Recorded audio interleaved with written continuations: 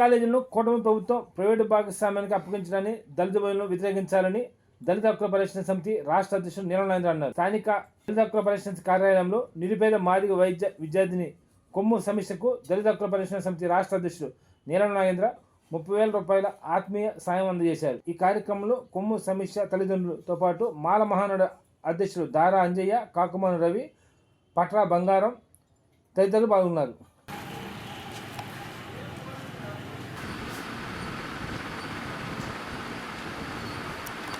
ఏ పేరు మీ పేరు? కోటేశ్వరవా? మీ అమ్మ పేరు? నీకు మెడికల్గా వచ్చి ఎంబీబీఎస్ సీట్ వచ్చిందా? ఎక్కడ 10th క్లాసు? చేమతి గురువు పడుతుంది. ఎన్ని వచ్చినాయి మార్కులు? 10th 560. ఇంటర్మీడియట్ కొండే గురుగా అక్కడికి వచ్చినాయి. ఎప్పుడు రాసా ఎగ్జామ్? May 5th. ఎంత వచ్చింది ర్యాంకు?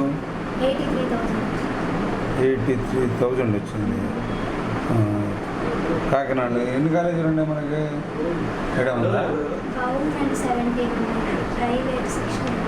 గవర్నమెంట్ 17 ఉన్నాయి. ఓకే. ఎంతమంది పిల్లకాయలు మీరు? మీ నాన్న పేరు ఏం పేరు? ఏం చేస్తుంటాడు?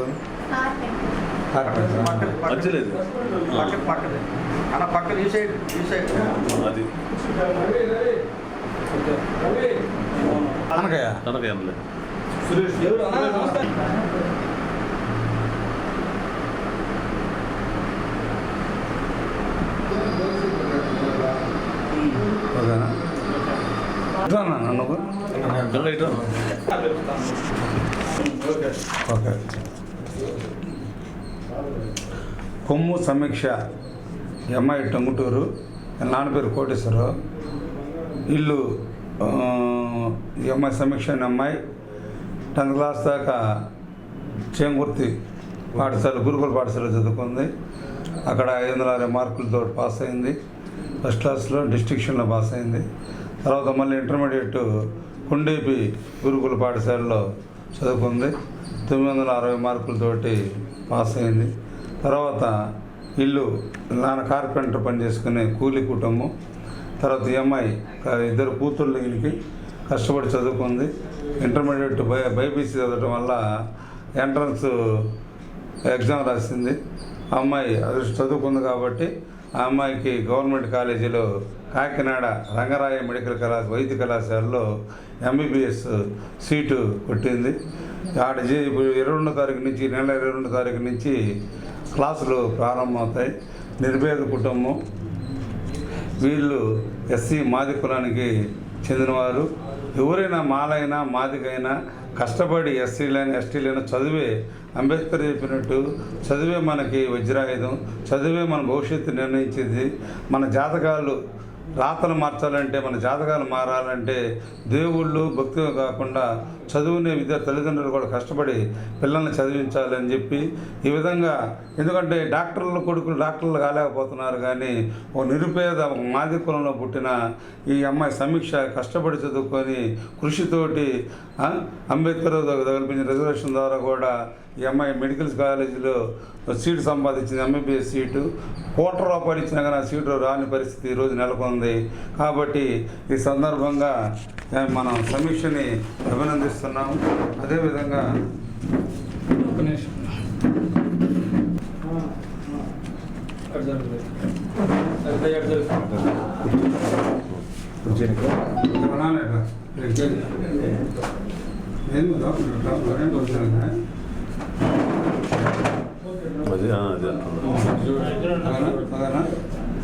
అమ్మాయికి 30,000 రూపాయలు గతంలో కూడా మేము ఒక దాసరి మన సర్వేరెడ్డి పాలన చెందిన ఒక అబ్బాయి కూడా మెడికల్ ఎంబీబీఎస్ సీట్ వస్తే ఆ అబ్బాయి కూడా మనం ఆర్థిక సాయం అందించడం జరిగింది. ఎందుకంటే ఇంజనీరింగ్లు విద్యార్థులు ఇప్పుడు పుట్టకొకరు చుట్టుకొకరు వద్దన్నా కానీ ఇంజనీరింగ్ చదువుతున్నారు, కానీ ఎంబీబీఎస్ సీట్ తెచ్చుకోవడం అయితే చాలా గర్వకారణం. ముఖ్యంగా మన వాళ్ళు ప్రభుత్వ కళాశాలలు డొనేషన్ ₹1,00,00,000 డొనేషన్ పెట్టినా కానీ పేమెంట్ సీట్లు కూడా లేని పరిస్థితి ఈరోజు. కానీ కష్టపడి అమ్మాయి మెడికల్ సీట్ నేను మళ్ళా కూడా ప్రతి సంవత్సరం కూడా ఈ అమ్మాయికి ఆర్థిక సహకారం అమ్మాయి పూర్తయిన సంవత్సరం ఆమె ఎంబీబీసీ పూర్తయిన దాకా నేను ఆర్థిక సహకారం అందిస్తానని చెప్పి నేను వాళ్ళ తల్లిదండ్రులకి వాళ్ళ కుటుంబానికి నేను మాటిస్తున్నాను. దళిత నాయకత్వం చెప్పుకోబడుతున్న ఈ సమాజంలో నాయకులు